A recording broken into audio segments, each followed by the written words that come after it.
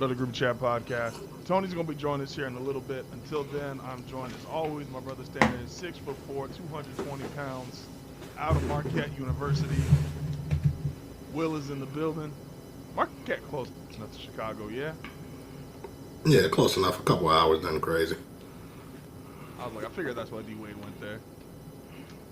Yeah, Chicago. it was funny because I remember around the time when I was thinking I was gonna go to college and shit, like real college, I was considering going to Marquette. Marquette is one of those schools where it was like, I only know of that school because of Dwayne Wade. But like, if we go get into it a little bit later, it's like when Drake did the whole Steph line, it's like niggas only know of Davidson because of Steph Curry. Like if Steph Curry did not exist, niggas would not know Davidson is a real school. Like if you told somebody, oh man, I'm going to Davidson, niggas look at you like, the fuck? So That's just like Dame Lillard with Weber. Absolutely. Let's like. Well, where did John Morant go? Because John went to a small school too. What school was that? I can't even remember. He ain't lit enough. No more. That Murray State. That's where he went. Niggas would have told you like, the way he played as a rookie, John Height coming in. Racers. Shout out to the Raiders, man. It's like that was supposed to be like the next face there in basketball, and it didn't work out like that. One of the niggas is little too many. The other one's a little too seriously. But hey, teach their own whatnot. I don't know how back 20 was $1 million, so I ain't gonna sit there and trip. The what you call it here?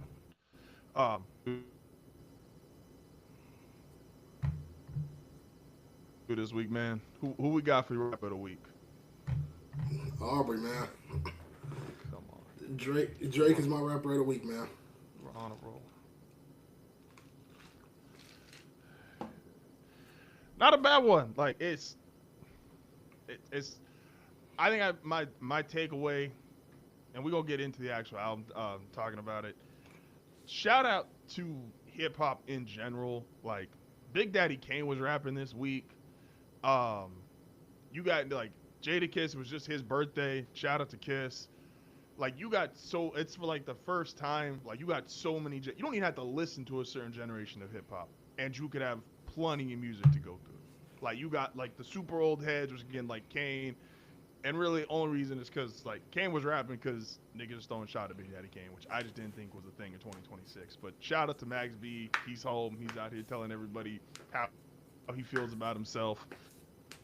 He said, only niggas from New York you can put above me is Jay, Nas, and Big. He's like, after that, I'm better than everybody. And I'm like, I'm glad you feel that way, man. You should have confidence in yourself. You wrong, but you should feel that. Like, having that confidence, like, all power to you. Shout out Max B is like, I think Max B is one of those like prison. Him being locked up made him bigger than he actually was. That's like, and not that's to say like true. Max B was like a nobody, but it was like I think it's not exactly the same as when somebody died, but it's like your status kind of get elevated when you away.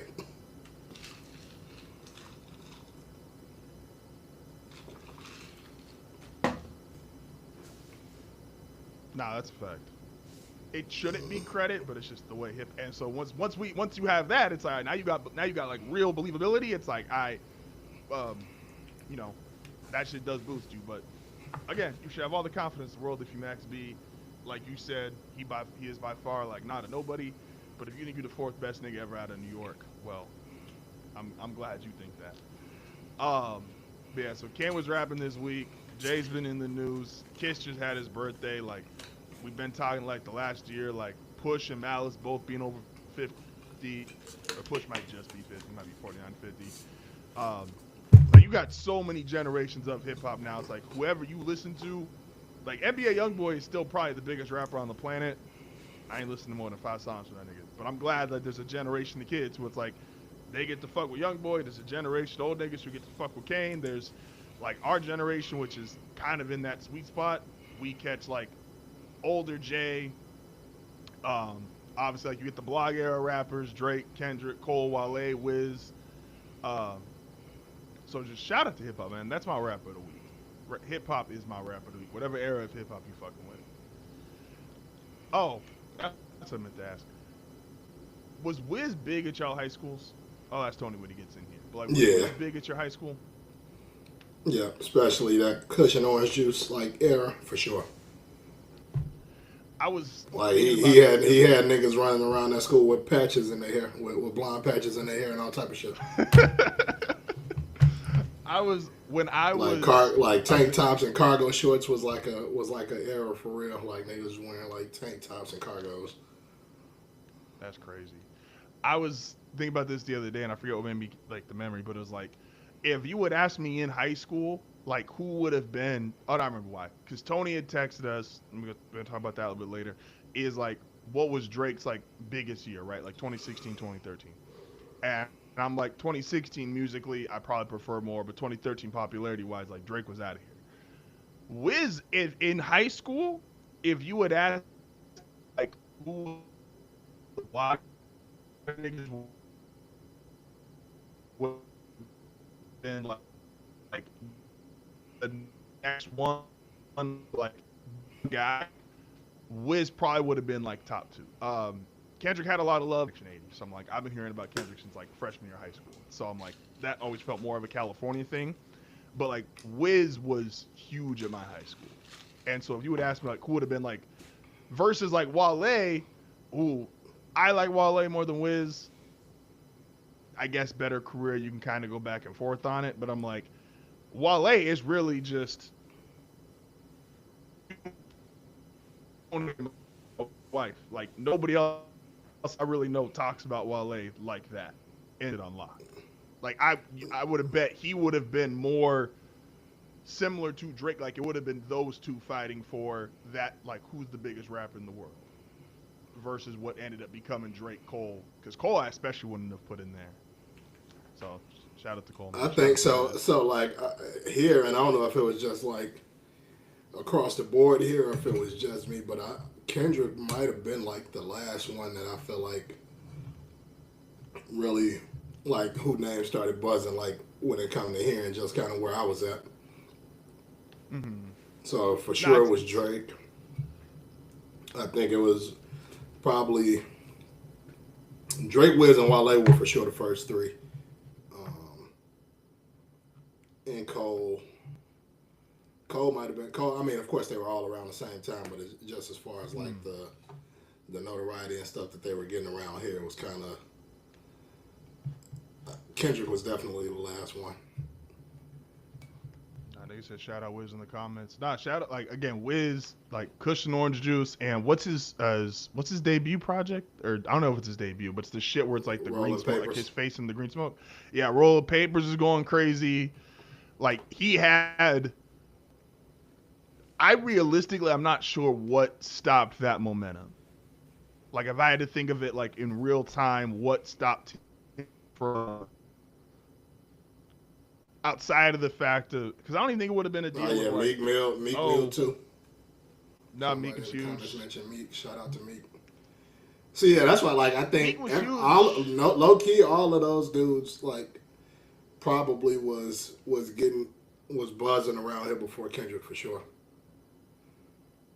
Nah, that's Cause facts. I ain't gonna lie, it was a while before I knew who the funny rapping nigga on Drake album was.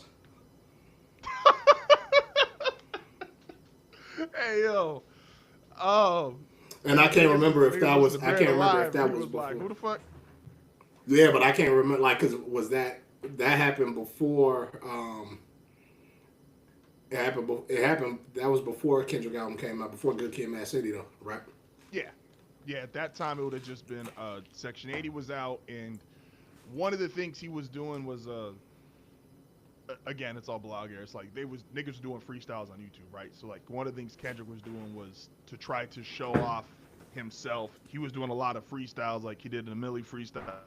I mean, everybody did a Millie freestyle back then. but like he was really he was trying to go rap on all of these beats that like legends were on and be like, oh, I can rap with y'all niggas. Um, Meek to me though, I feel like Meek's popularity was obviously DC2 is my shit. DC2 is like one of my 5 favorite mixtapes ever. But like Meek is such a huge spike once you get to intro, right? When you get to Dreams and Nightmares and that shit is out, Meek is in an entirely different class of popularity. But Meek had some shit before that, so like that like me when he had I'm a Boss and House Party was both fire. Oh, shout out to Lou Will. Lou Will's had a hell of a life. Shout out to But Lou Will. so like I think goddamn, what was I about to say? I think I lost my train of thought, but yeah, I don't remember what I was about to say. ASAP Rocky with Live Love, ASAP Tape. Yeah, see, I never got into Rocky, so I don't know. I'm not a Rocky guy.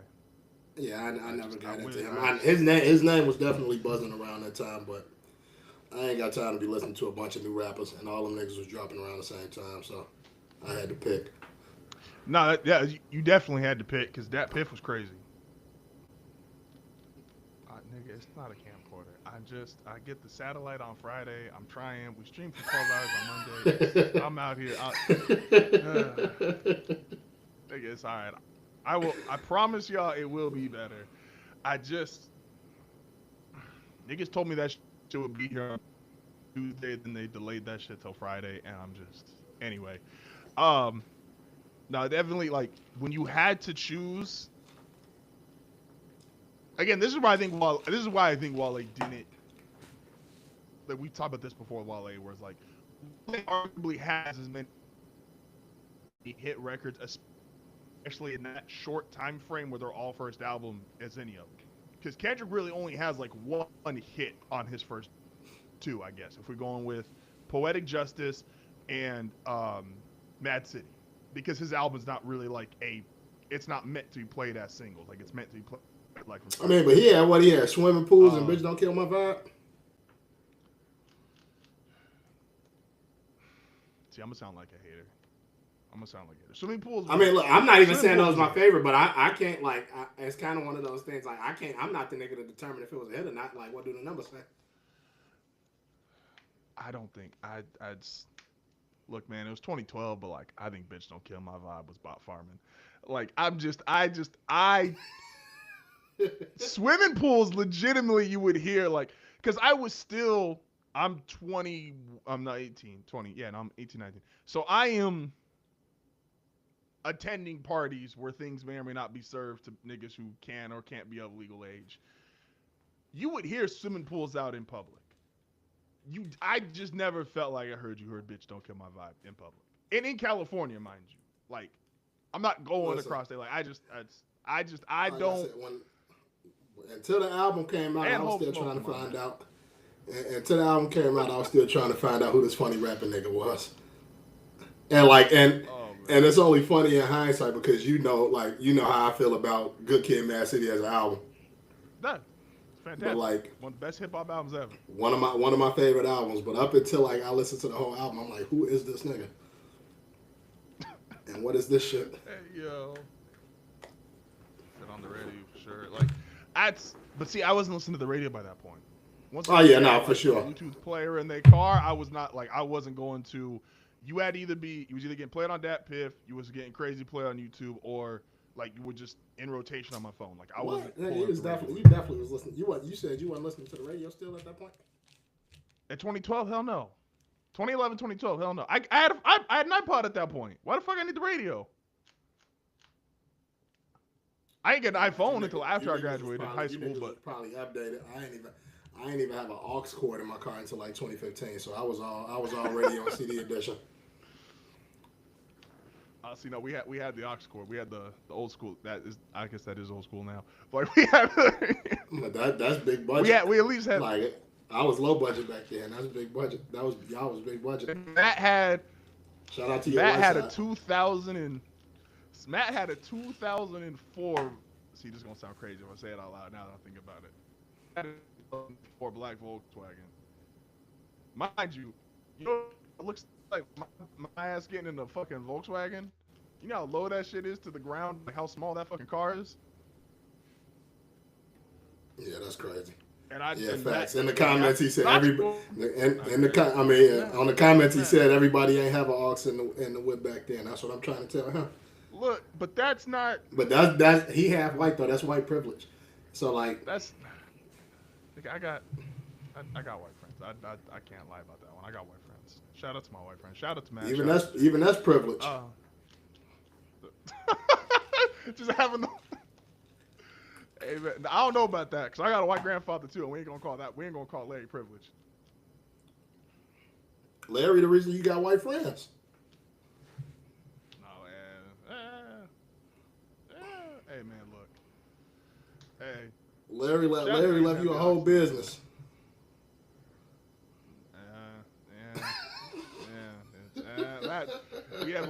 We ain't gonna go down that road. That's a different conversation. Tony's gonna be joining us here in a minute. Let me pull up the list, man. What we got to talk about? I want to get this because I don't want Tony to be part of this first conversation. So we're going through some of these real fast. Going through here. This 27. So I want to say this and be very clear and concise about this. Rick Ross is a fucking weirdo. Ross, I fuck with you as a rapper. You were my rapper of the week like 3 weeks ago. Bro, you cannot go on Patrick Bet Davis podcast and talking about the streets, talking about 50 Cent can come play like nigga, we could you know what Ross has a book that's coming out, Ross has an album that's coming out, and the only promo he's done is, man, don't nobody care about Drake, man, fuck 50. You the only one bringing these niggas up now. Like, you bringing these up during your promo. I don't know one thing that's happening about your book. I don't know one thing that's going to be on your album. But you talking about everybody else. And, like, you talking to one of Charlie Kirk's homies. And you saying, nah, the streets don't respect that. I just make it make sense. I mean, that's like going on like on white people's podcasts and talking about what the streets do and don't respect us. That's a flag on the play right there. Insane. Insane. Like you can't. What, bro? Yeah, no, you can't do that. Shout out to Rick Ross. Then he said, I know it's a lot of niggas that fuck with Rick Ross. I don't even know how does one find out that Rick Ross got an album coming out in 2026. I fuck with Rick Ross musically. No, I'm saying where you go to get this information though. The other thing was, hilariously, Brandon James. Who the fuck listen to Brandon Jennings? Brandon Jennings has been clipped up the last couple of weeks, and they talking about possible beat. He said Ross is better. Like, he was going down there's a crazy list. Like, Ross is better than Drake. He's like, Ross could take Jay. Like, if you just go on discography, and I'm like, nigga, when Ross said like he was nobody's favorite, and like that was a fire line, because and contextualize it, Ross probably isn't anybody's favorite rapper, but Ross is dope, and so it's like, okay, cool, I feel that. Good, dope bar. You got your shit off, Ross. I didn't know Brandon Jennings took that shit to heart, and that nigga was talking about, nah, if you listen to Ross, like his whole catalog. The verse with him and French was just them playing nice with each other. That was two homies who was just sitting there and they was playing records for each other. That wasn't like I don't personally care for those kind of verses. Like, I want where like niggas have like negative energy towards each other. I'm promoting negativity. Big 2020. My opinion on the verses, I ain't watched that shit. But we do got my nigga we do got my nigga Tony in the building. He a French Montana connoisseur. So I'm sure he got the recap on that. He could tell us about mac and cheese 7 and shit. Hey, yo. We can't hear you, bro. It was muted. I couldn't tell you about any of that. I absolutely couldn't tell you about any of that. No. Oh. Mac and cheese 7 or the verses? You went out again, bro. both. Rick Ross and French Montana in 2026. That's what I just said. So until I don't know if Justin put it in the group chat. I don't know if that was you that put it in the group chat, Justin, about Rick Ross having an album coming out. And I don't know, did you know that before you put it in the group chat? I had no idea. That's why I was like, where the fuck do you find out this type of information? Twitter told me, because Ross had a book and an album. And I'm like, all right, cool. And so I went back and listened to it. And again, I fuck with Ross as a rapper. Like Ross has a great catalog. It's got some shit to go back to. But it's been a weird. He's been a weird the last couple weeks. And I don't know if that, I think, but like, it's fire the first time, like, you show niggas you have money. Like, if you just take a video of yourself somewhere crazy, like on vacation or on some big ass yacht. Like, y'all remember when Magic was on actually playing basketball?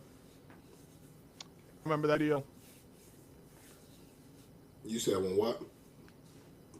Don't have the video.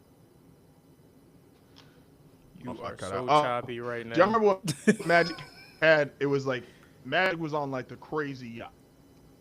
Oh, yeah, and he was fucking shooting free throws or something. Give me a second. Oh, y'all, give me like 30 seconds. We'll go back. Good to see things ain't changed Yeah. in my absence. And like that was kind of fun. I was like, Magic has, and that was like proof of like, damn, this guy has like money.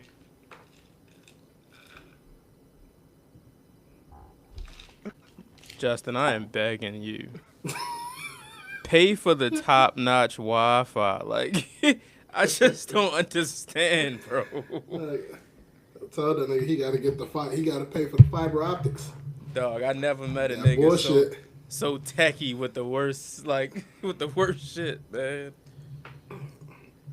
You got to say, he done went out and got some bullshit internet. Which y'all discussed thus far?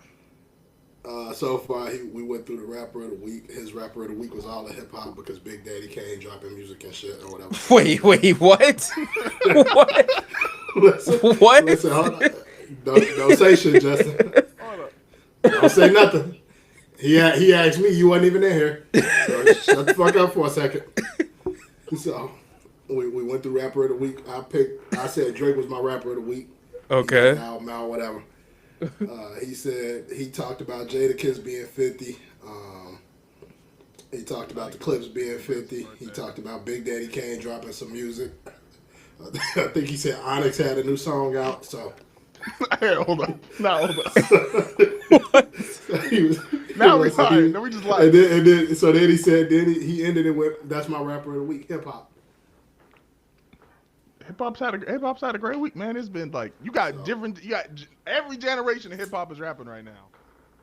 It sounded like some bullshit to me when he said it, but I let him get it off. Everybody from Kane to Youngboy is rapping this week. I think that's a win for hip hop. Is it?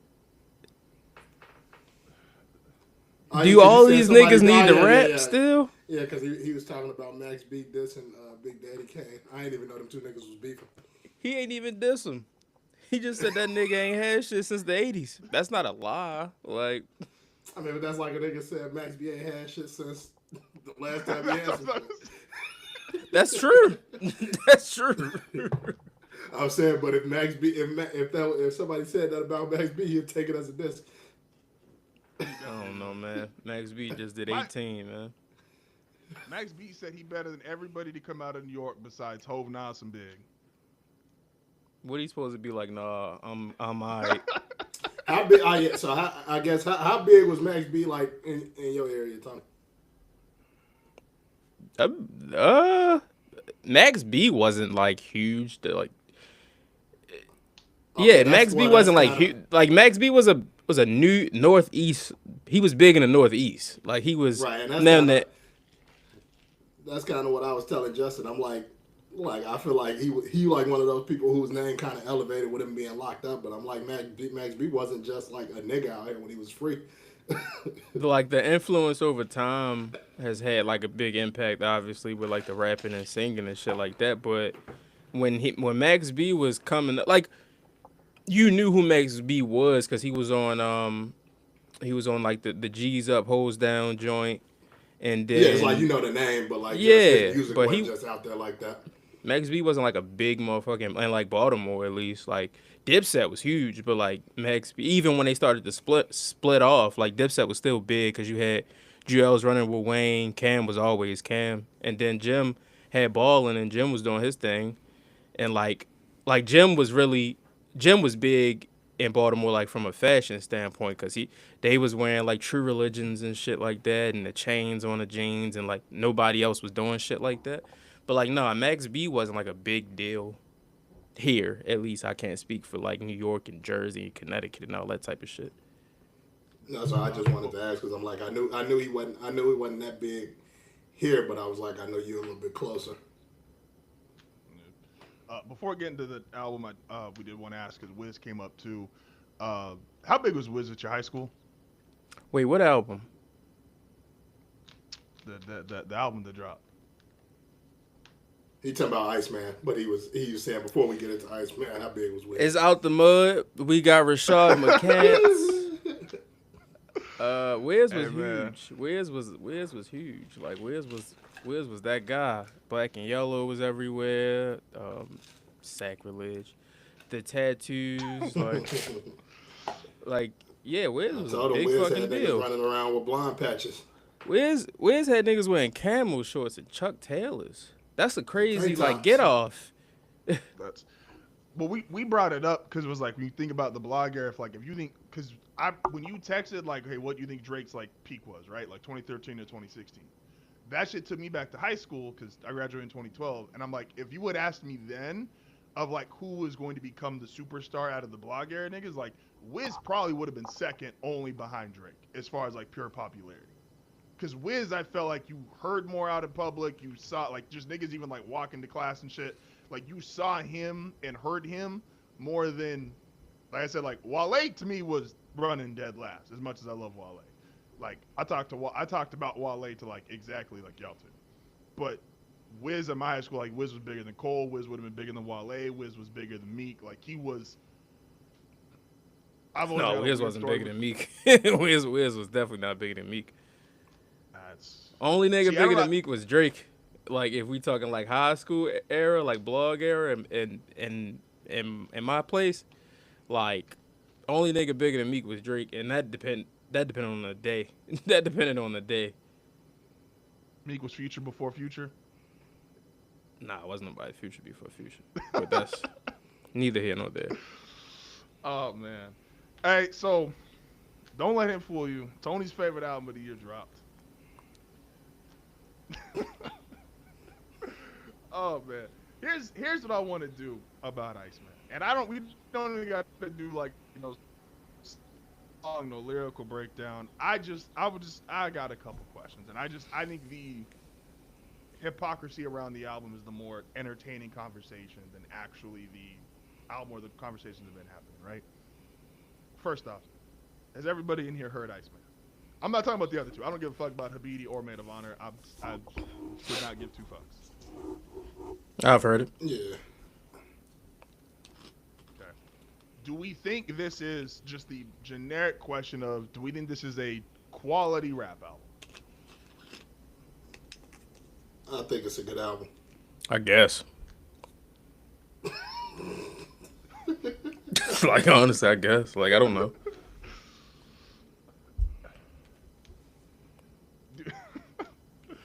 I'm not trying to, here's, I guess, my question. Was for the people that dislike the album, and I'm not just saying, to just in general, people that dislike the album, do y'all think people that naturally, was anyone's opinion going to be changed post hearing this album? I mean, I feel like a lot of people went into this album thinking like, Drake's down, Drake's over, like whatever you think about him currently, his current standing, that like, this album had no way to change your mind on it. I think for the people that that drew a line in the sand that hard, yes, like I don't think it was no change in their mind if you were somebody that drew that type of line in the sand. I like to think people. I like to think there were some people. Let me rephrase the words. I like to think there were some people who would have liked to been pleasantly surprised by this, or thought that he could rebound from the shit 2 years ago. But for the most part, people were either going to be out on it before they heard it, or in on it before they heard it. It's not really at a place with Drake right now where you have like in between type of people. No, it's fair. So let's go with the ones that, like, I guess the quote unquote, the part that people are easily going to dislike about the album. Do you feel like he did too much, too little, or just right? Because obviously, like, there was no way he was going to release a rap album, at least, like him rapping. Again, I don't care about the singing shit. Without him sending some shots at Kendrick, in y'all opinion, was it too much, too little, just right? Like, what was your stance on how many quote unquote shots you put out? And really not just towards Kendrick, just anybody he was taking shots at. You said what was my like opinion on it? Yeah, like, was there too much of it? Like him taking too many shots? Because people that think he took too many shots basically said he was on there crying and bitching. Do you think he was more so in the crying and bitching category, or do you think he was more in the this is rap, you gonna take shots at niggas you don't like?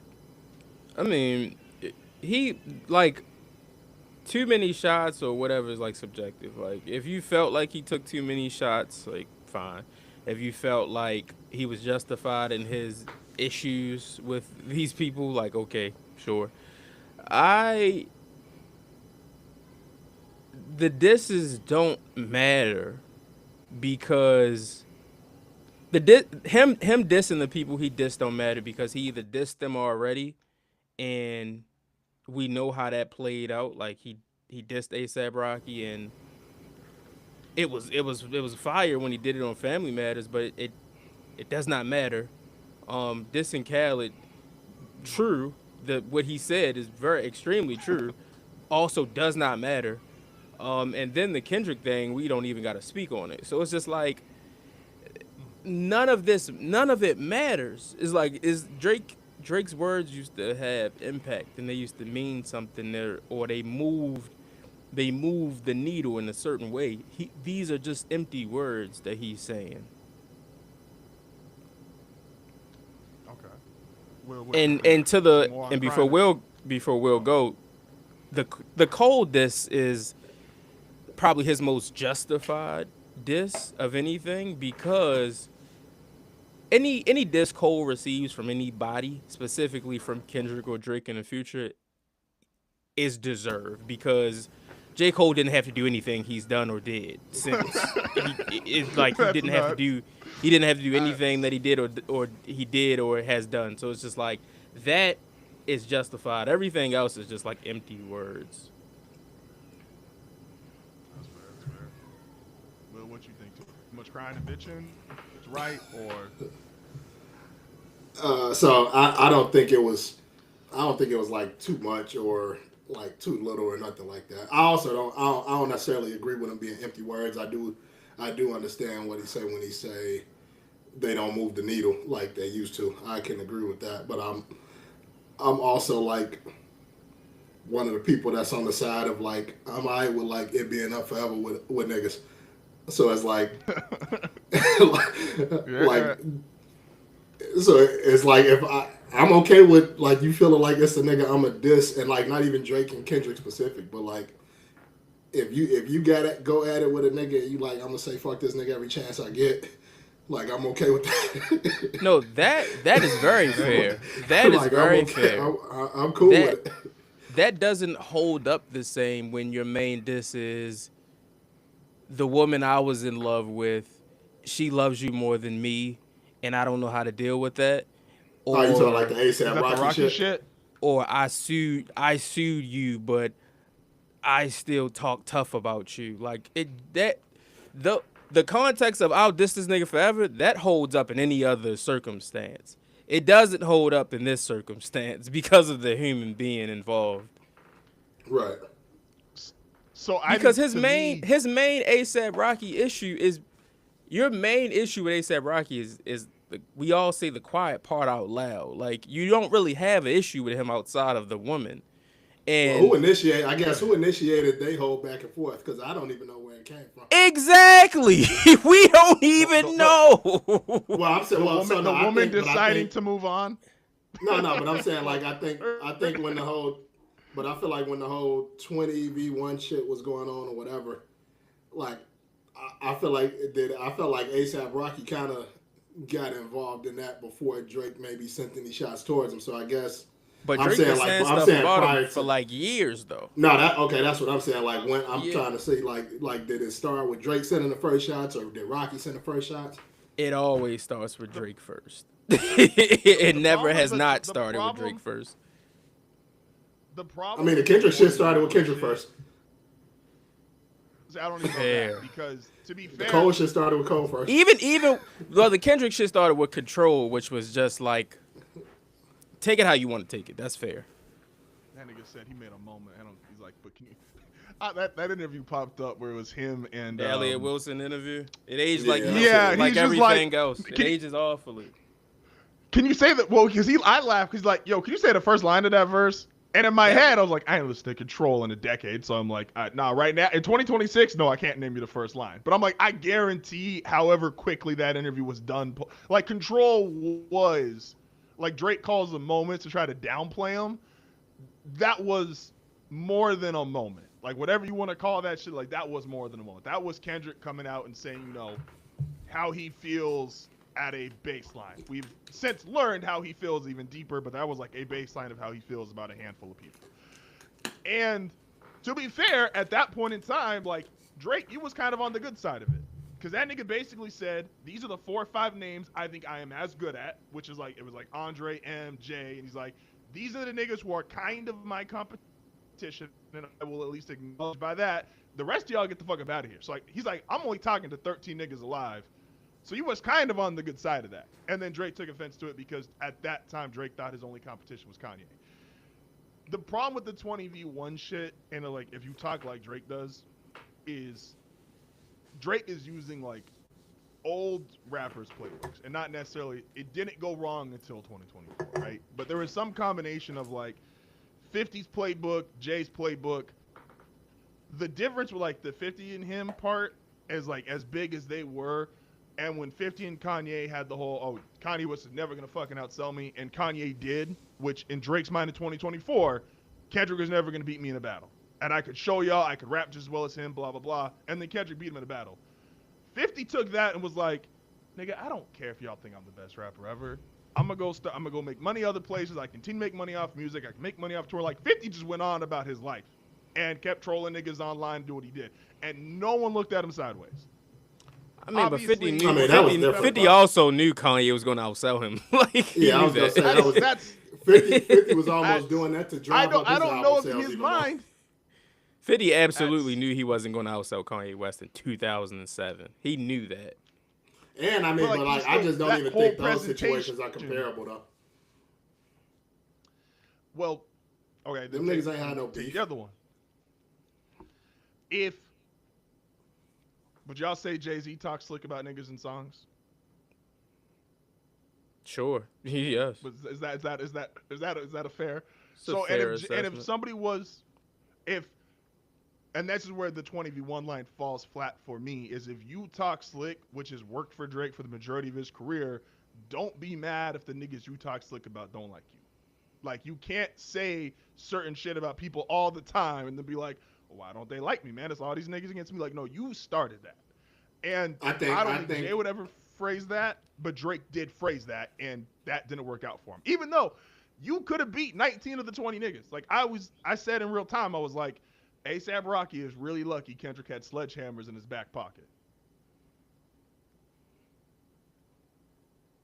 What a night that was. That was a great night. Like, it was. What a night that was.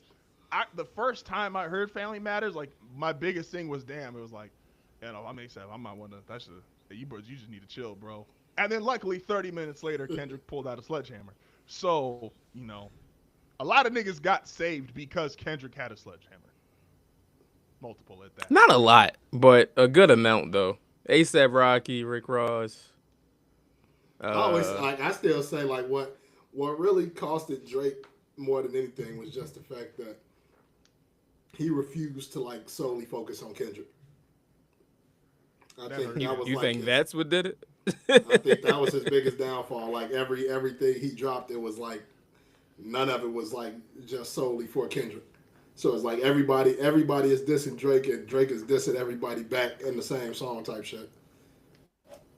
She was What the That that might was not be the only it, thing that did it, but I'm saying that played a big part. the no, problem is those but that's part disses of him willing just to admit that Kendrick was on his level. He thought he could do that. Because in his mind, and this is super egotistical, is like he really thought I'm not just like the reason why I can go at 20 niggas because none of you are near me. And so he really thought he could throw Kendrick in the same boat with everybody. There was multiple bad battle strategies, but like that one was terrible. That you're like, no, Kendrick Lamar and Rick Ross ain't the same person. Kendrick Lamar and ASAP Rocky ain't on the same level. Like you got a nigga who is on your level, go fight him. Because nobody other of us would have cared about the other shit niggas was saying. If we thought Drake dissed Kendrick in a way where he won, no one would have given a fuck about Ross, no one would have given a fuck about Rocky. Like that shit would all just been whatever. So like I Sorry, I guess didn't mean to cut you off. hindsight, not even for us, but I guess for Drake, do y'all think he looked back at that and be like, I can't fuck with that nigga, or because like when I hear this nigga, like even with this shit, it's like he low key still don't feel like the nigga's on his level, and not saying that he's like Oh, justified he in that, but I haven't heard anything where he felt like who otherwise. who we talking about? Drake, as far as Drake and Kendrick. Oh, he absolutely feels he. The problem, the thing about the disses at the time, what I said was, if you listen to everything he said about Kendrick, if you listen to those disses, it's just all projection of things that he either does not have, or situations he's in that he does not like or has been in. When he said, you know, Top Dog was extorting him, like you're projecting your own situation with either Jay Prince or Cash Money or the record label. Like when you say, "Oh, Kendrick just opened his mouth, give him another Grammy," you're projecting, you're projecting the lack of Grammy attention that you've gotten in the past. Maybe not now, because I don't really think he holds it too high now, but in the past, like you're project like it's a lot of projection. So to your point, Will, like I think that he's I I think this all a lot of this stems from a lot of jealousy on Drake's part, because Kendrick gets a lot of the things Drake has always wanted. Kendrick gets the hood validation while being able to be himself, and Drake Drake does not get that, because if Drake was truly himself, he wouldn't get the hood validation. At least he doesn't think he would. I think he'd get more respect if he just chose to be himself instead of this cosplaying mobster from fucking Toronto. It's man, So I think talk about another I, I old kind soul. of I kind of agree with some of that. I don't know about the Grammy part because I feel like I don't know what year that was when Drake won his Grammy. It Which was it album was was that? it was 18 because he was still beefing with Pusha T, and he gave like the speech of like, this doesn't matter and stuff like that. So Mm, so that's why I say I don't necessarily, I wouldn't say it he holds it super high now, but for sure believed he did, because when Kendrick started winning Grammys after he got robbed by Macklemore, you can guarantee from here on out every Grammy is going to Kendrick, as it has since. So mm-hmm. I think Drake does not like that, and he thinks that Kendrick has some Grammys that should probably be his, And or to be other artists fair do. to that point too, is like, yeah. Well, to be fair, it doesn't hold up because there has to feel. And again, this is all a musical take. This is which is the next thing of hypocrisy that I'm kind of curious about. Is this is all being musical, right? If Kendrick came out and said at any point, like, take the beef aside, like, oh, Drake's just making music, getting Grammys, because of the kind of music Drake makes, which is more hit related, it's more radio friendly, it's more pop friendly, it would hit different because Kendrick objectively does not make. One of the things that's cool about Kendrick winning Grammys is he does not make music that is meant for the Grammys. And so that shit does hit different when it's like he is getting recognized. and I always, personally, my own personal opinion, niggas don't have to agree with me. I don't really care about the Grammy shit because niggas either got to decide they care about Grammys or they don't care about Grammys. Like, all the great, the majority of great hip hop artists have been screwed over Grammy wise, so it's like, you either don't give a fuck or you do. Pick a side, stay there, whatever. But because, again, I think they actually haven't when you really think about it. They actually haven't. For to be fair, the Grammys have generally they haven't really screwed over a lot of hip hop artists. There's been years where you could say an artist was screwed over for sure, and there's artists you can look at and say he should have a Grammy.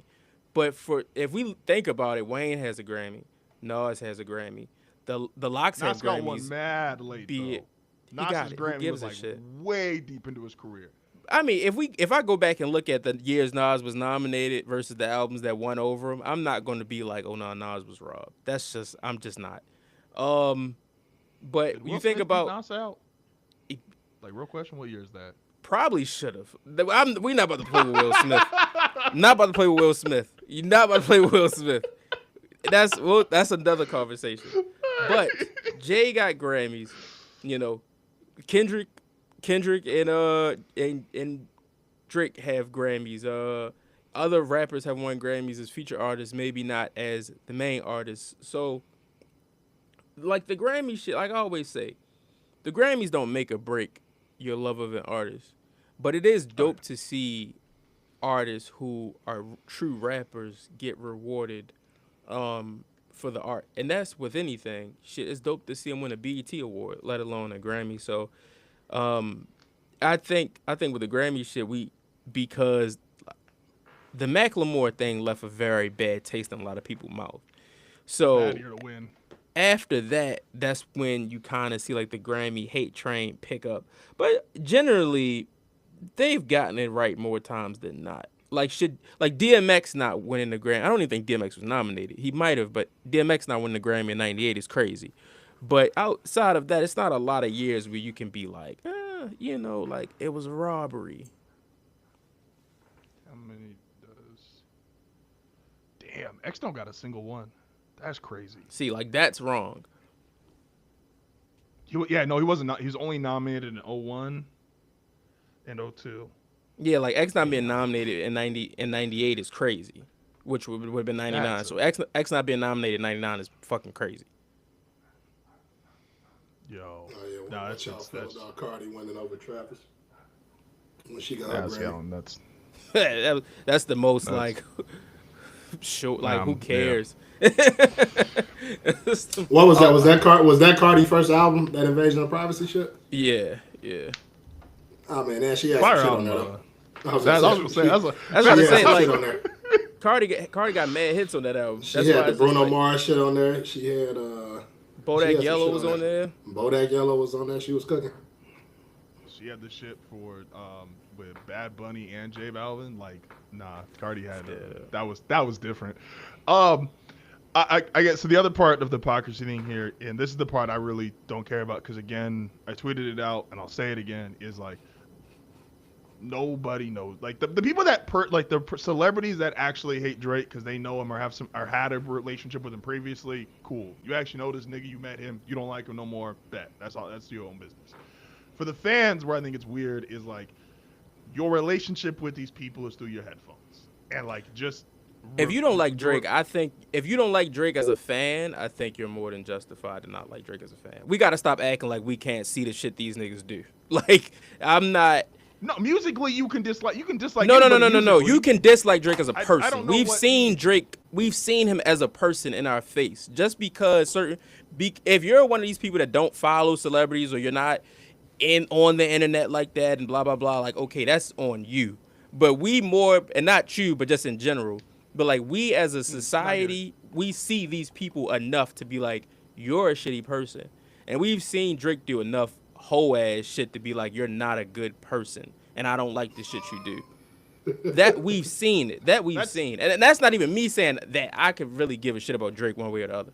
But if there is somebody that feels that way, I think you're more than justified to feel that way. I think that's fair, where I think the hypocrisy part would probably come from the fact of niggas definitely don't do that across the board. Like that is not a commonly held thing of like, oh, this person's a piece of shit. Like we have supported mad pieces of shit, especially when it comes to music. And like knowing niggas are pieces of shit, but when the music's fire, a lot of shit gets just like blinders. And so that's a fair opinion to have. I don't think niggas do it across the board. Nobody does anything across the the two board. records That's not how life works. I think are no 1,000%. No 1,000%. Like the closest I get to it is like if something comes out, fine, but it's like when I watch sports, I'm not watching sports thinking like all 52 niggas on an NFL team is good people. I just don't. I'm like, y'all, I got a 3-hour relationship with y'all on Sunday while the game is on, and then after that, y'all do whatever the fuck you do in your personal life. Half of y'all probably pieces of shit, whatever. The two records that, and maybe this is my Scorpion bias because I like Scorpion more than most people, is one of the critiques of Scorpion is like, oh, Drake had to go back and rewrite shit because of the battle with Push. And people would also have that same logic for this album. The Atlanta record to me, for like the people that are like, oh, you know, see, like they were just referencing the Kendrick shit. Oh, he had to go to Atlanta because he had to get a big record. If he didn't have a record with Future, and again, I don't really care about Drake and Future's relationship, however they get along, if they're friendly or not, don't care. Like, if he didn't have that on the album, niggas would have said, oh, see, Atlanta really don't fuck with you. And since he had it, it's like, oh, see, Kendrick was right. You had to go back to get a check. Like, if we go see, like, nigga, at some point, like, y'all just want to hate him. Cool. Niggas could have never said that though. We literally see Atlanta rappers like wiping their mouth after they talk about Drake. Like we see that. We literally always see it.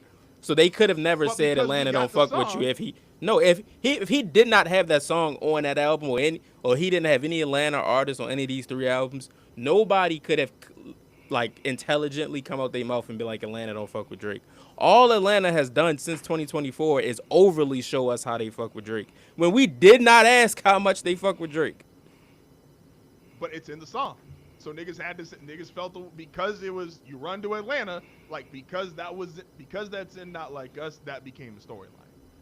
And but where did the story of Atlanta not fucking with him come from? Like where did you get that part from? Kendrick, it's literally just because of Not Like Us. Because he put it in that song. But that wasn't the story though. Storyline of like he didn't even say Atlanta don't fuck with you. He said you steal from Atlanta. He never said Atlanta don't fuck with you. He said you need Atlanta so much. Like, where did that part? Like where did the Atlanta don't fuck with you come from? He said you really don't fuck with them, but you need them for so much.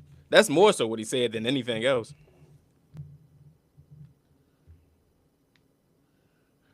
So the way I took that, at least in real time, my viewpoint of that was it's like him saying, yes, you're still from Atlanta.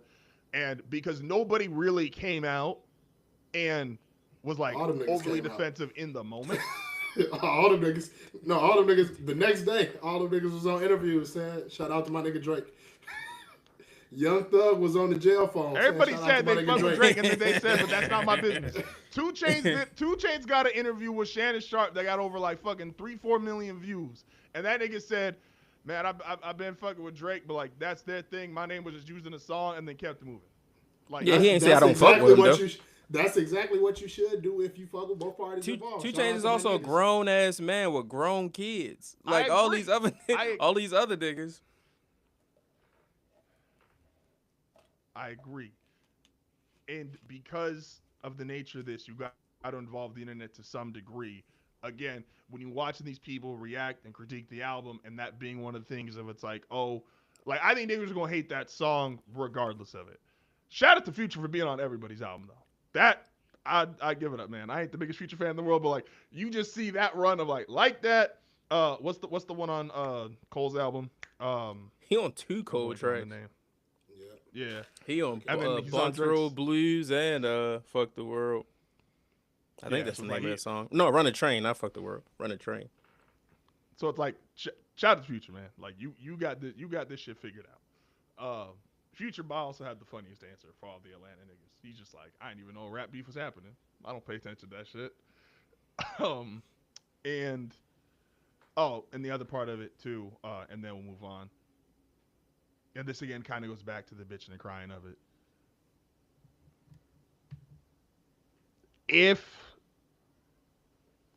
and you can disagree with it, and that's valid, but like if niggas wanted a quote unquote more transparent Drake, which he did give us more records, whether we agree with his feelings or not on this album, like there's like 3 or 4 of them, like him really kind of talking about shit, and it's like him not liking Kendrick, him shooting shots at Kendrick or etc. The multiple people that he did take shots at is like, to me, if you want a in the moment Drake, this is how he has felt in the moment. And so for niggas that are like, oh well, he didn't really go deep, he just rehashed, and it's like since the last time, and I don't care about the fucking the shit him and Party did. I give 2 fucks about that album. I know Nokia went crazy, don't care. This is the first rap album Drake since it. So the time of recording this album, like this is how this nigga feels. And you might not care for it, but there's a bunch of times where niggas could be quote unquote like introspective or telling about themselves, and I don't gotta really give a fuck. But like to me, again, the biggest thing is like were the bars fire. And that's where I think I came out for this album and was like, this nigga was rapping. I don't always have to love the subject material or necessarily agree with this point of view, but the nigga was rapping. Like, I think it's on Make Them Cry where he's like, when it was the first line I remember was like, it was sis, you got to be kidding like nephews and nieces. I was like, and that caught my attention, and then I kept listening. I guess I don't really have necessarily questions. More of a vocal state of just like this nigga just. Would y'all call this shit like him actually being introspective, or is it introspective, or is it bitching? That's how we'll close this review out. That's what it is. It's boring. I do not care. So that's my final take. So even to that point though, like that was kind of something I think I can't remember if you said it in the text or not, Tony, where you were saying like it was kind of what you expected it to be as far as being boring. I do think the tone of it, I can see how people think it's boring, especially because of the tone of it. But I think, like I said, I think the raps was good. He always gonna have some bullshit in there. Sometimes that's just the game. Like that's bad. What did I miss is a very DJ Academic song, by the way. I won't explain to niggas what I'm using in place of DJ Academics, but it's not a word I can say on a microphone. Sorry, well, I didn't mean to cut you off. What did I miss sounded cool for about 30 seconds. And then when I sat there and thought after the song, and I'm like, has a nigga ever been like, you had a fucked up situation? He's like, what did I miss? And I'm like, nah, this ain't it. That's a skip. That's a very deep. But yeah, no, I think it was a good album. I think he had some bullshit in there for sure, but I don't view it as bitch, and I don't necessarily say, I won't say like it was the most introspective shit. Like I guess it's one of those things. He was just addressing. It was more so like addressing shit. I don't necessarily know if he even like got super introspective, but he was addressing what had happened and maybe addressing how he felt about a lot of shit. But whether that's going down to the DeRozan shit. I felt like DeRozan low key. Hold on, yo. The DeRozan shots that. Hold on, listen. The DeRozan shots was damn near like the ASAP shots in Family Matters when you like, damn, you got it the worst. Because on this album, he dissed DeMar DeRozan. He shouted out Cherokee and Sky Black. He got them. The first 2 songs have like 9 beat switches. This is not the album to listen to if you got like a sensory problem. He switched beats on a lot of songs on this album. Though he had a lot of beat switches on this album. I feel like. Hey, no, he was. And Drake's you got epilepsy, this album fire. Which song was that when he was listening to? Was that National Treasure? He dissed Pharrell again. He continues to brag about chains that he bought. He continues to brag about these chains that he purchased that were for sale, like for charity. And he continues to tell us how he bought them and melted them down as a diss to Pharrell. He's telling us he has Pharrell's hand-me-downs. I don't know why he thinks this is a flex. Take me back pre-COVID. Pre-COVID. The DeRozan disses was funny.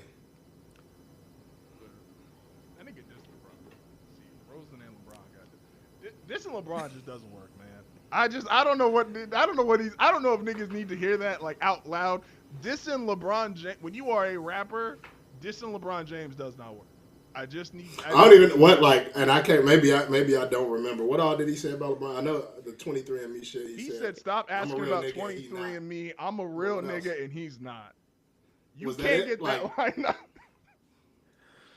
Oh, he did. The other shit was I should have known. I shouldn't have been surprised you danced on the stage. You made your whole career off of switching teams. I forget what he rhymed it with at the next bar, but like, it. I don't give a fuck how popular you think you are.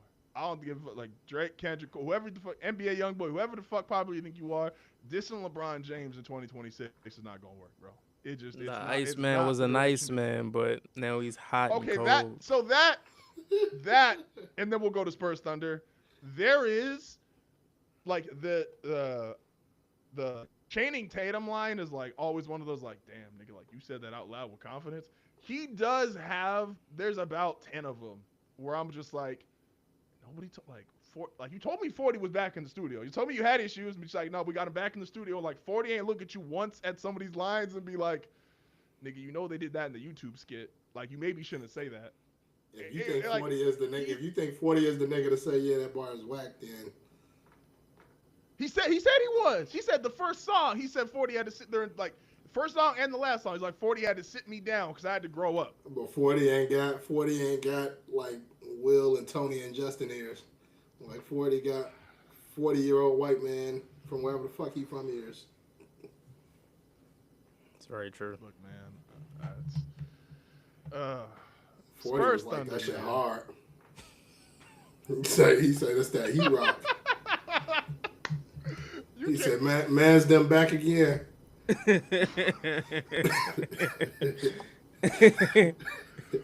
40 on too many great records to sit there and say Iceman is the night. Like that's 40 ain't no motherfucking rapper. 40 make beats. Make some drums, nigga.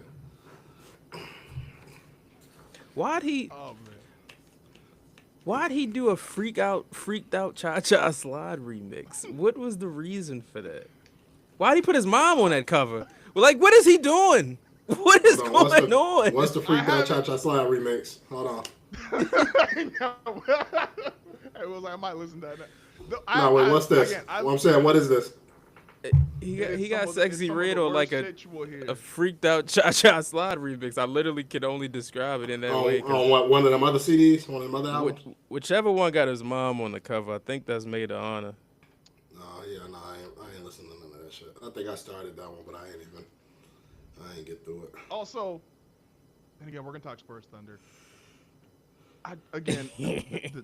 This shit has to stay music. Like, I don't give a fuck the whole, like, I'm not giving Drake extra because he may or may not have, like, got his way out of his music deal. Iceman is cool. Iceman got some good raps. The reality is I don't know what the fuck fell. 2 out of 3 albums, like, in my opinion, just flopped. And so, like, it's not fire if, like, and I've heard other people say, like, oh, Maid of Honor's got some shit, or Edie's got some shit, just not the Drake I go to listen for. So if it does, cool. But, like, I don't give a fuck if it's some kind of business flex. They got himself out of his deal with 3 albums. Like, that don't change the evaluation of the music. Spurs Thunder. I promised I wasn't going to talk about something, and I'm not going to. So I want to start off with this. Really quick convo. When was the last time a team got their ass whooped like the Cavs did? Like, we're just like every game, like that shit, you was getting your ass beat by 20-something. Like, none of those games. Game 1 exactly was close. And then it took like the last 2 minutes and James Harden fucked that shit up. And the game 2, 3, and 4, like, they were whooping their ass. I haven't seen belt like that in a long time. That's the last time. I don't know, man. Funny enough, I'm thinking about it. I say a long time. Realistically, it was probably the Thunder and the Grizzlies last year. See, but like that's a first round series, right? Yeah. You mean like with the stakes that high? Round. Yeah, like I know. I don't remember the series greatly, but I know like Spurs Heat. the second time. I think the Spurs. I think that's still like the highest They average like margin of 15 victory in the points a finals. win. Yeah. Yeah, like they were whooping their ass in the finals, but I don't like remember that series exactly. And if I'm right, that's a series like D Wade was pretty much broken down by that point, and Bosch I don't think was playing anymore, or like it was the start of him not playing anymore. Like that No, Heat Bosh team was was still falling playing. apart. Bosch was still playing. They just got the ass beat. That just- It is what it is. I think D Wade was missing time. I know D Wade was missing mad time that like final year in Miami, but the Cavs is and shout out to James Harden, man. It's you and LeBron is some goat liars because you looked right in that fucking camera and said, I think I did a pretty good job defensively. I think we played really well as a team. I think we were the better team. I mean, James come on, Harden. coach. James Harden lives a good life. His coach got on the podium and said, "We won 2 out of 3 games." Analytically, the analytics say we're up 2-1. So watch out. Hey, Guess what? Guess what? Guess what? Everything else say you down 3-0, nigga. Hey, they should fire Kenny Atkinson just for that. Like you could say that in like the team meeting or with the analytics department, nigga. You can't say that in like a room with. No, you don't say it at all because it don't matter. That's some shit you keep to yourself. I don't give a fuck how much math you did to get that. Oh man. Spurs Thunder game 1 was an all-timer, man. Like Wemby might have used all of his energy in game 1. Like that nigga played 50 minutes, hit a fucking 35-foot three, That nigga 40 is points, 22. 20 rebounds. I don't know, that nigga he ain't been as energetic since game 1. Like That's called the defense making adjustments. He played the most minutes he ever played over a 3-game span between game 1 and 3. And I think it's just a matter of like Hartenstein's like physicality mixed with him not having his win like that just because he missed last year with the blood clots, and then they pretty much managed his minutes throughout the year. So that shit definitely get into him. Like he was able to muster up real strength in that game 4, and then they picked him up too. But last night you can kind of see like Hartenstein is getting to him, and that's where a guy like Hartenstein is where you see like he still has room to go. He's going to get there, as long as he stays healthy. But he still has a ways to go to be able to consistently deal with a big motherfucker like Ike Hart. And that's the part where, again, and I'm aware of the other conversation around them, but that's the part he just has to deal with the rest of his career. Because this is the reality of when you are the biggest motherfucker on the court. They are going to let people be more physical. And that's not a ref thing, an OKC thing, or like a bullshit. That is literally what they're going to do. When J.J. Redick at the beginning of the Lakers series was like, oh, LeBron got the worst whistle ever for a superstar. And I'm like, no, it's Shaq and it's by a mile.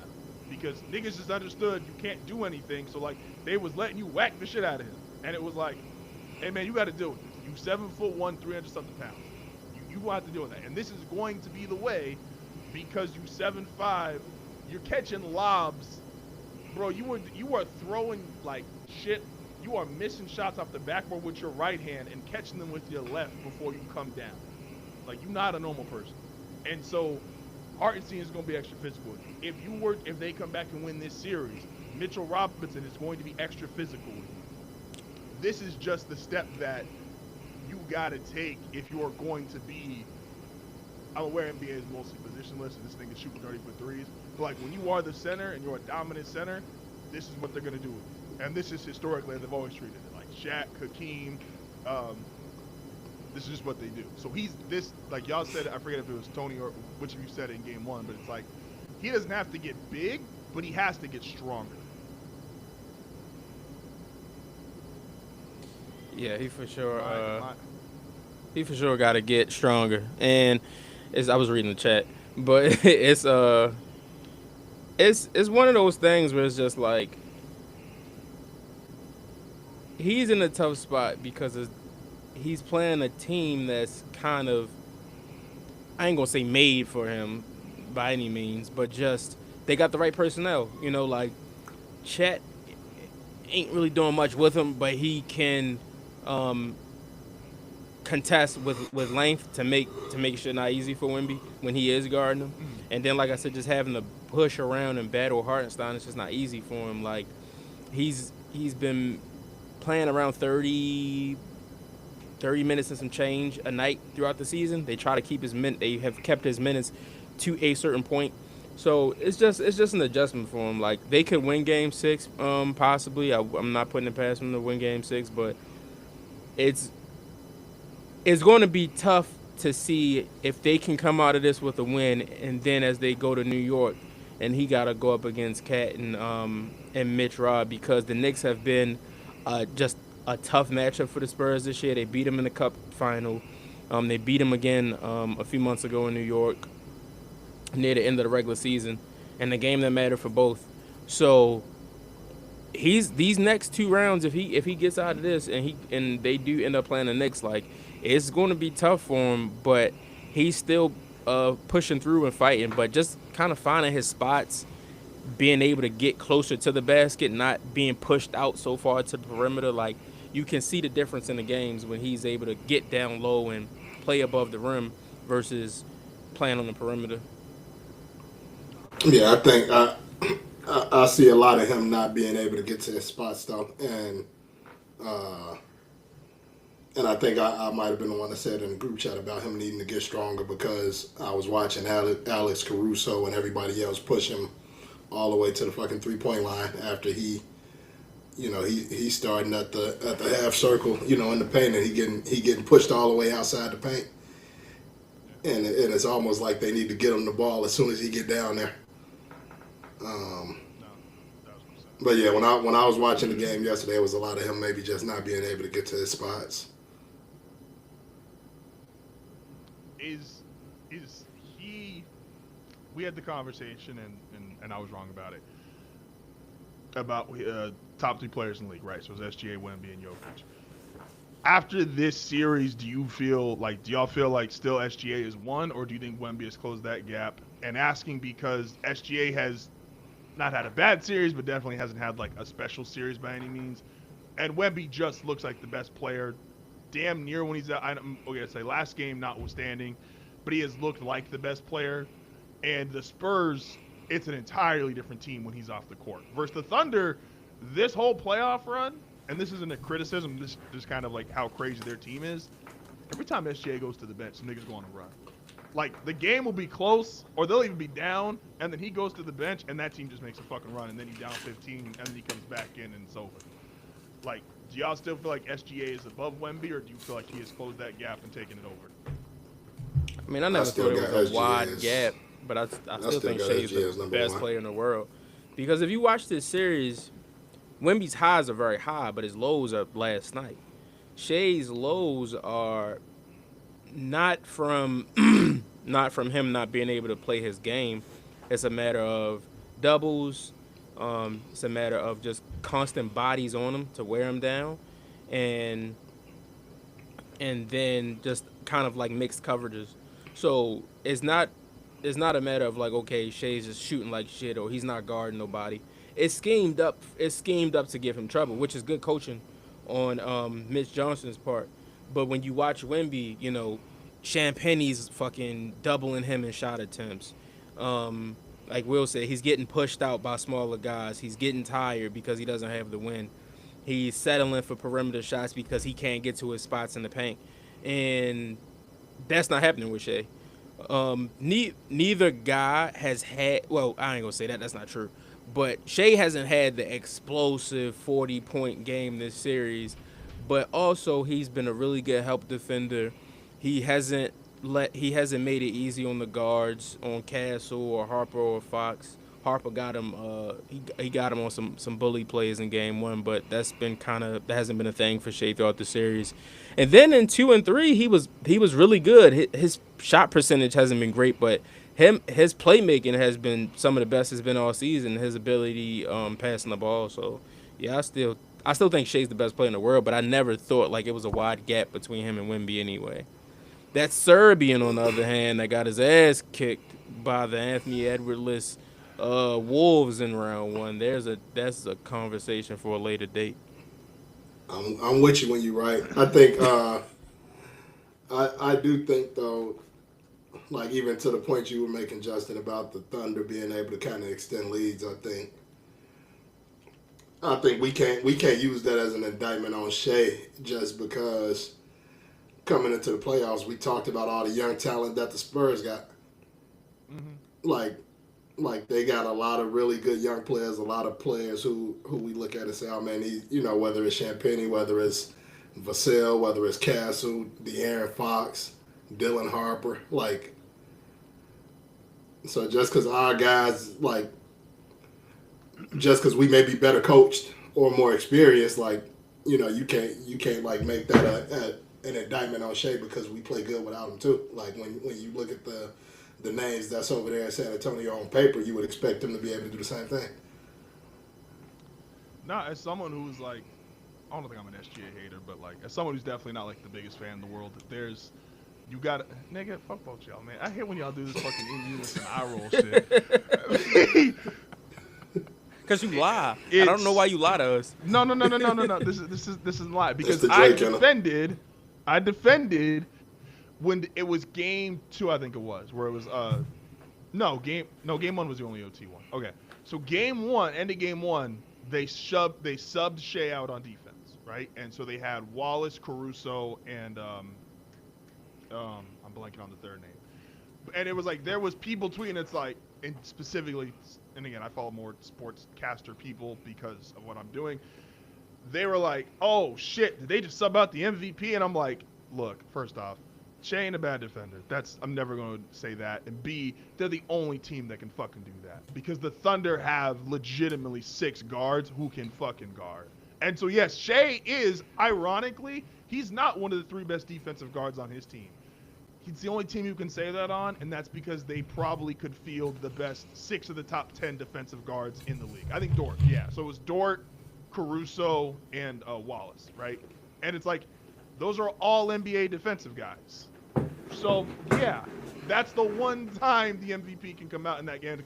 Because then they started saying, like, oh, they only did this with Steph, and it's like, you can't compare Steph and SGA as a defender. Like, that's an entirely different ballgame. Like, we got to be fair. I might be critical of certain play styles I don't like. We got to be fair and realistic here.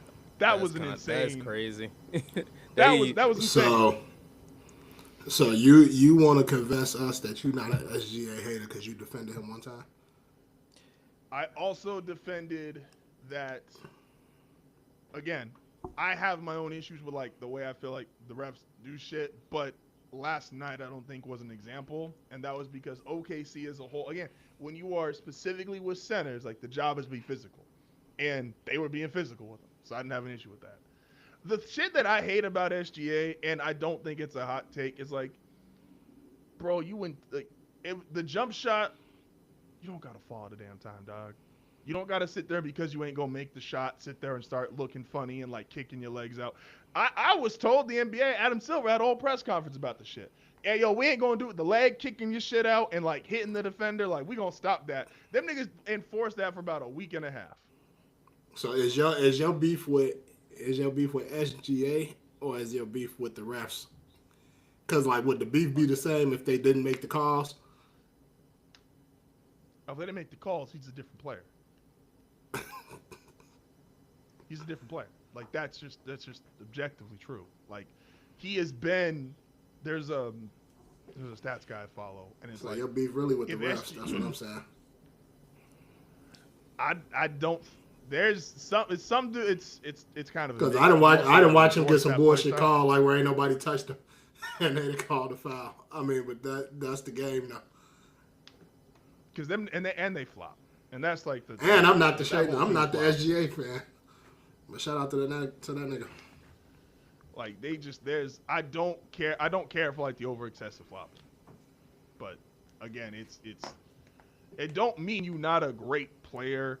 It just means also too like historically, like they're killing right now the guy who voted for Jokic over Wemby for All NBA, and his logic was, well, originally he votes by position, and like, because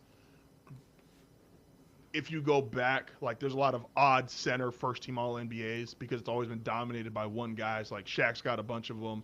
Wilt doesn't have a bunch of first team All NBAs because of Bill Russell, and he's like, you gonna have niggas who have multiple first team All NBAs, but it's gonna look weird historically because these old centers were never allowed that. David Robinson was 5th in MVP voting, couldn't get on any All NBA team because Shaq, Hakeem, and or Patrick Ewing. I'm sorry, Patrick Ewing was 5th in MVP, and David Robinson, Shaq, and Hakeem were the All NBA guys. And it's like, and so that's his quote unquote logic, which doesn't really work in 2026. I get it, and I get why people are mad at him, but at least I understand the logic a little bit. You can't Shea understand without the logic. like What the fuck that got to do with Wemby? Because they only changed that rule because Joel Embiid was bitching that he was never a first-team All-NBA guy. Because Jokic kept getting the first-team All-NBAs, Embiid was bitching, and niggas in Philadelphia were bitching. So Embiid got his All-NBAs and his MVP. So where is this going? What are we even talking about right now? Because historically, statistically, SGA, so there's a graphic that's going around like crazy. SGA is going to join Mike and LeBron as the only niggas to ever go. Potentially, he's obviously got to finish it. But back-to-back MVPs, back-to-back final MVPs. Okay. And statistically, he is averaging basically not the 37-point per game Mike, but the Mike that was winning titles, which is at 30-32 range. And he's like 30-32 on the 50% field goal percentage. And I'm like, and there's niggas who are like putting that graphic and see like, oh, he's really playing like Michael Jordan. Are you going to try to say that historically he won't hold up to Michael Jordan or something like that? Because to but to a nigga that's 12, yes, he will. Which, again, none of this matters. Stats misrepresenting that his stats don't misrepresent how great he are in this era. And that's what I was about to say. Stats represent like what you did in your era. Like, Justin, you don't like him, and that's fine. You don't like how he plays basketball, but the idea that he's not great or his greatness won't hold up over time is not true. You want to. You won't say it because it's not true. It would be idiotic, and you're too smart. But you want to say he's not that great. He's the comparison that I use, and this is another nigga who I love to defend. I'm a big Dwayne Wade guy. SGA, to me, is much more in line with Dwayne Wade than he is with, and I don't know what, do y'all call Shea a point or a 2 or a combo? Like, I don't know what position he's really supposed to be. I really don't even know at this point. I don't think it matters. Like, statistically, though, he profiles more as a 2, right? But it's like, I think he is more in the D Wade. Sorry, Jerry West, I'm too fucking young to know, but I'm sure you was great, 1-9 in finals. But like, he historically lines up more with D Wade to me. Nigga, how you gonna go in the comments and comment? Well, fuck you. How you gonna sit there and try to act like that shit was slick? Anyway, he is more historically in line with D Wade than I think he is with Kobe and Mike. But he statistically is going to profile damn near above Kobe and just barely below Mike. And I don't think he's fit in that. But I think he is absolutely like on D Wade's level. Why don't you think he fits in there with Kobe and Mike outside of like, what is it that you think he doesn't profile in there with Kobe and Mike, considering the accomplishments and the statistics? If it's just because you don't want him to, that's fair. That's fine. I can respect that. But don't give me a convoluted lie. Is James Harden profile like Mike and Kobe if he had 2 titles? Yes. James Harden was incredible. I think he's still a tier. I think James Harden is in the conversation with Dwayne Wade. I think he's below D Wade, but like, I think that's the right conversation for him. Versus, I think if you got titles, and again, this OKC team is fucking crazy as far as top to bottom. Like, shout out to them. That's the best team. Individually as a player, I think Harden, SGA, and D Wade is one level. The next level is Kobe, and then above that is Mike. If I'm going like historically guards. If James Harden had 2 championships, he'd probably have 2 finals MVPs with a regular season MVP, being one of the greatest scorers we've ever seen. Literally ever seen. Absolutely. Sure, Justin. Sure. What is that? What is? And I think also you got to remember too, for James Harden to get 2 titles, that means ain't no Golden State dynasty. Not correct, but I'm not even profiling him with Steph. Like, that's what I'm saying. Like, I'm putting where SGA and Harden are is in like the 3 greatest 2 guards ever. Do we agree on that? 3 great, or I don't know, maybe niggas have Harden over D Wade, but like 3 greatest 2 guards ever as of today, May 20. What the fuck is it? 27th. 7th is Mike, Kobe, D Wade. Is that still the top 3? Okay. If SGA gets a second title, I think there's a real argument you could profile him as 3rd. Because I think he's going to get another title too, so I think he's going to end up around 3, even potentially 4. But I think that's where, again, the quality of player is that. I think he could pass D-Wade. I would be shocked if I ever at one point watching him play thought, I think he is as good as Kobe Bryant or as good as Michael Jordan. The only You can real quick. You can maybe not believe that he's a better player, but he can definitely accomplish more, whether you feel he's a better player or not. No, accomplishments are fine, but we don't outright give the most accomplished, because otherwise Kareem's the best basketball player ever. I mean, Kareem's he might got be. 6 rings, 6 MVPs. he might be. Right? No, did I fuck that up? Is he 6 and And 7? it's some people that'll tell you Kareem is in the GOAT conversation for a lot of people. Oh, he's in there, but I'm saying like But it's about errors. The same way Tony said, like a 12-year-old right now is gonna have SGA in those conversations. Like the niggas back then, yes, the niggas in Kareem era feel like he the GOAT. The niggas in Mike era feel like he the GOAT. This nigga keep the LeBron era niggas. Fucking, how do you say I'm scrambling? To me, historic as somebody who like overly loves basketball history, we all acknowledge Larry Bird as a top 10 player. And Larry Bird has the weirdest profile of a top 10 I don't think we all do. Careers. I do. You do. I don't know if Will does. I think, but I think for the most part, that's not a unanimous thing. But Larry Bird is like a top 10 player. Still equal to rings for SG.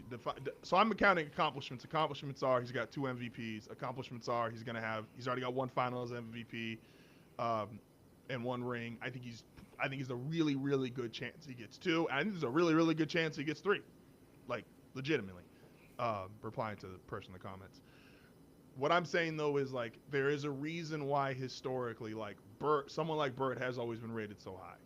Is because there is context to his career of, like, you just watched him whoop everybody's ass for a 10-year stretch, and then his body just failed him. You and I forget when we had it, Tony's like, we had the conversation on Magic. Magic, to me, right now, is probably the 3rd greatest player ever.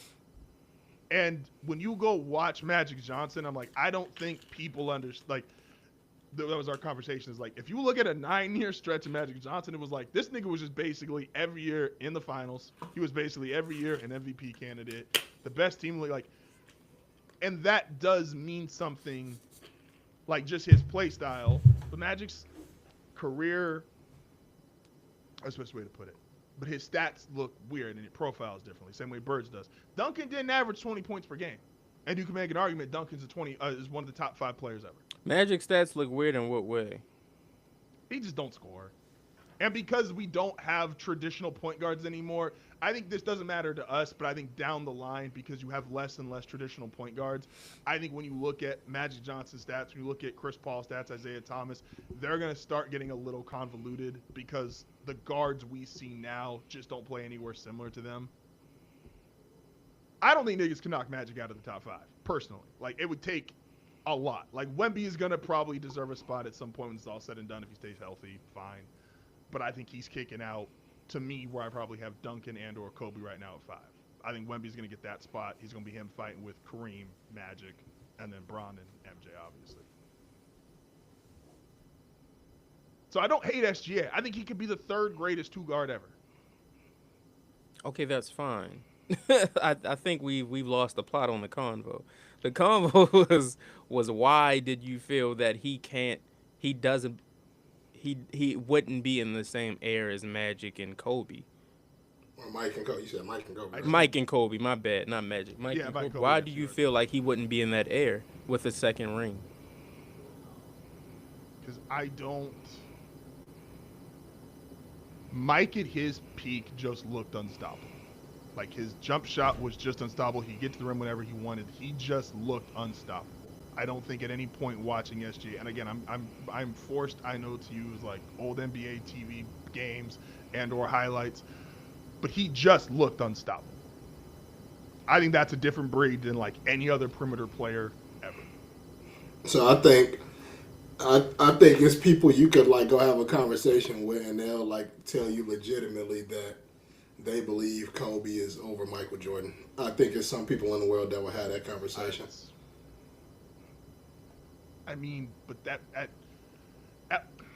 But now you're gonna try to find a way to say like, okay, I can kind of understand it, but then say that you can't see people No. feeling that way about somebody else.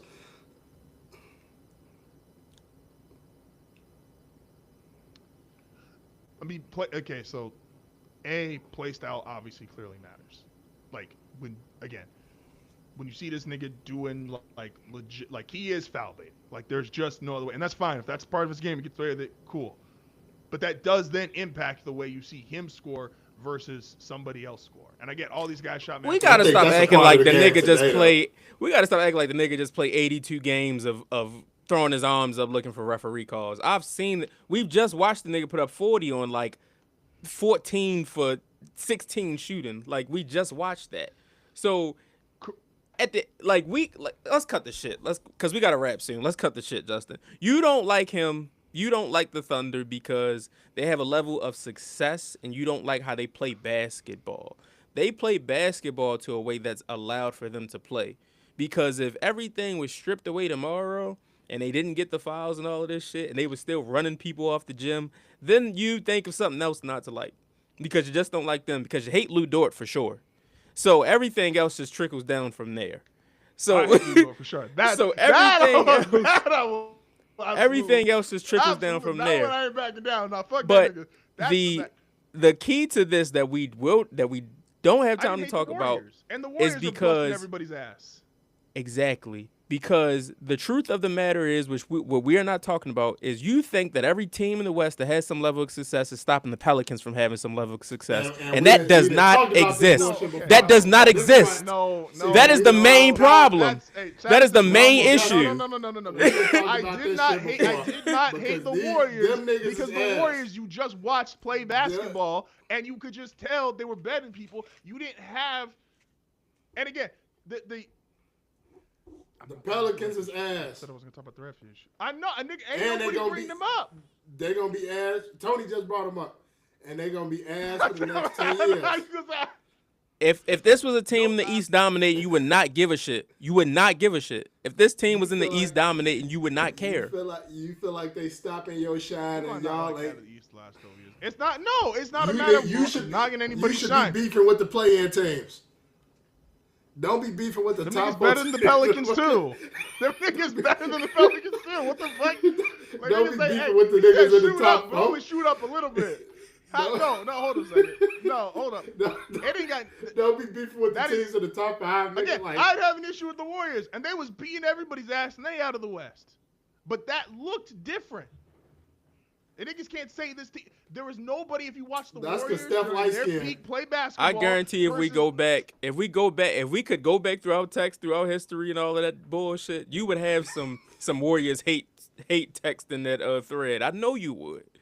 We ain't got to look back on it with rose-colored glasses, man. It's okay. I swear it's okay. I understand. It's not.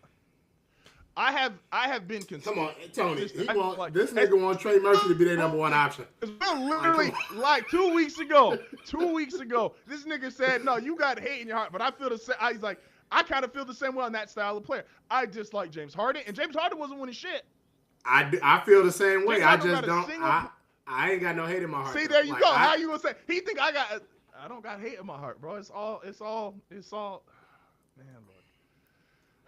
Well, maybe. So what? It's not hate. You just passionate about your dislike for it. Let me hear it. Because let's say, all right. I have. Go ahead, bro. Go ahead. I have said since the beginning. I've said, and I'm gonna let y'all go because I have said I am the weird one out of the three of us. 1,000,000%. I'm the weird motherfucker. I am the guy who is like, and I probably lied about this in text, so I can be honest right now. Fuck you, tell me I got a loud environment. So you sit there and you watch a game and it's like, oh shit, like how was you like how down were you after the game? About like 30 minutes an hour, then I had to move on. I don't move on. I am upset. I am still upset about Bo Nick's fucking ankle. Nigga, that shit was in January. Like, I know I am the weird one. Like, I'm not objective to that when did Lou Dort do that shit to, what's my son name? Fears? When did he do that shit to Fears? Was it January, February? I think it was December 3rd. December.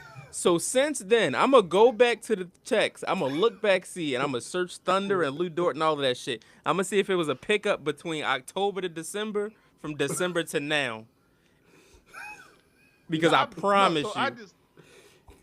He felt like if that didn't happen. No, I didn't like Lou Dirt bitch ass when he was doing that to Brandon Ingram in the playoffs 3 years ago. So this is deeper than that. This is deeper than that. This is what I'm saying. It always goes back to your personal fandom, and then you just work some bullshit around that.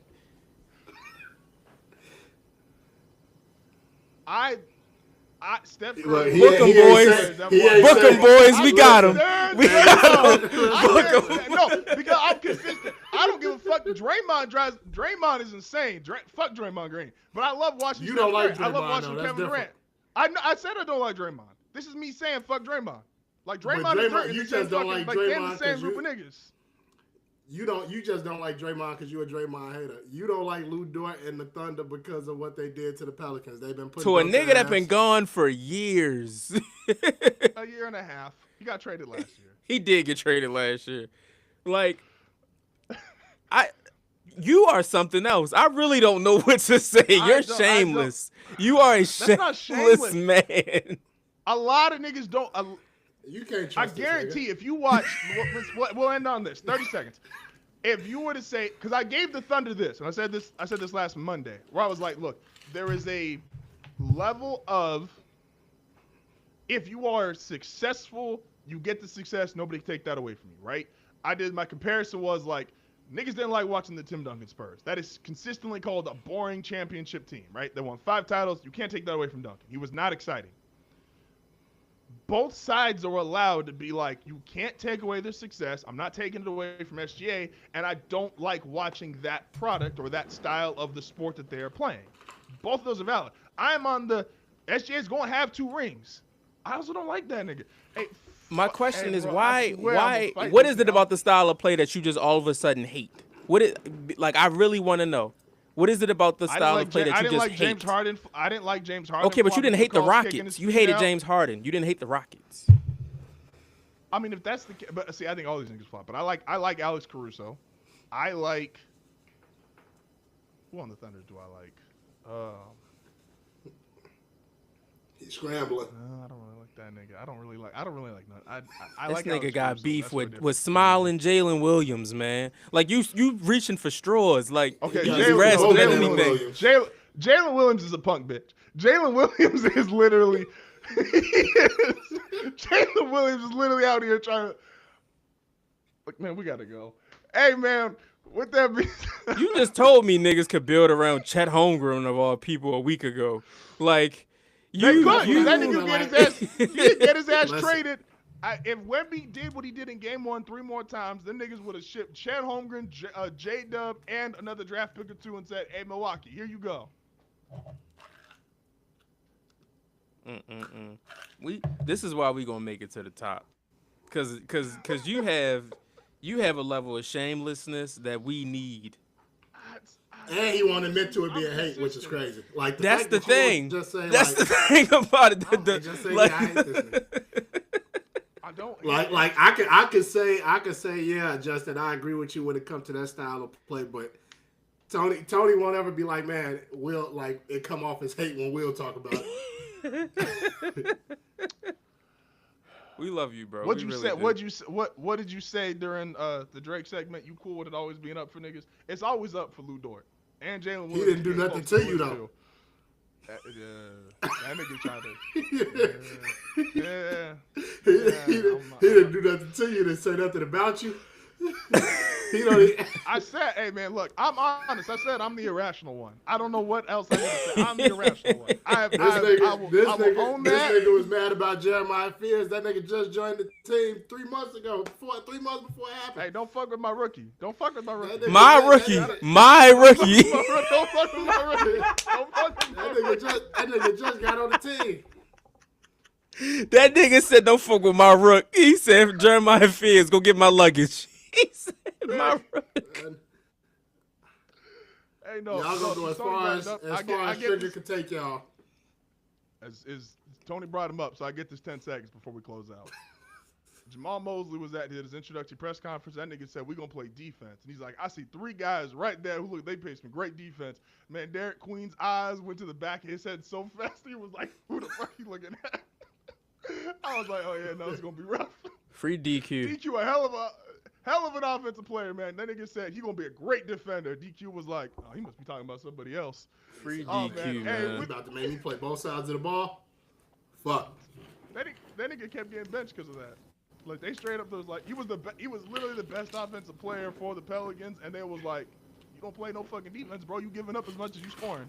Put his ass right on the bench. Your team giving DeAndre Jordan real minutes, and you mad at the Thunder. How old is DeAndre Jordan? 40 what? Shout out to my nigga DeAndre Jordan. I'm just playing. First team All NBA, teammate of the year. Now that was hate. When I shit on the teammate of the year award, that was hate. That was unnecessary.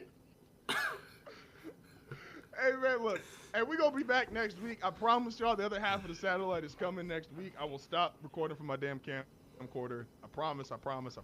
They said that shit was supposed to be here on Tuesday. We streamed on Monday. Everything was cool. I don't know, man. With that being said, though, appreciate y'all as always. Don't forget, check us out wherever you get your podcast, Apple, Spotify. We up on YouTube. TikTok's coming daily. Appreciate y'all as much hanging out with us here in the chat. Shout out to y'all that like the sexy red cha-cha slide. Shout out to y'all. Shout out to Wizman. Shout out to Meek. Appreciate y'all as always. We'll catch you next week. Shout out to hip hop. I can't say nothing.